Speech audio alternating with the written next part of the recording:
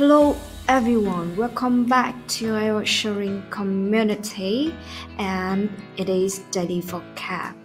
How are you today? You good? I hope so. I hope everything is going on really well to all you guys. Before we get started, don't forget to like and share this video to support us. And if you are new here, don't forget to subscribe this channel for more lessons. And our vocabulary today is a phrasal verb, make up for something. This one means make a bad situation better, or to compensate for something bad with something good.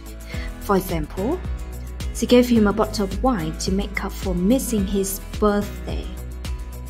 I worked extra hours to make up for the time I had missed. Well, you can use this phrasal verb to improve your vocabulary score in IELTS speaking test.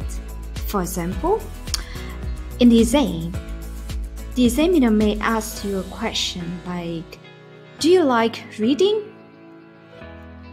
So you can say, yes, of course, I'm a book lover, so I often read when I have some free time, and my love of reading made up for my lack of social knowledge. Well, I hope this video gonna work for you, and thank you so much for watching. See you tomorrow. Bye!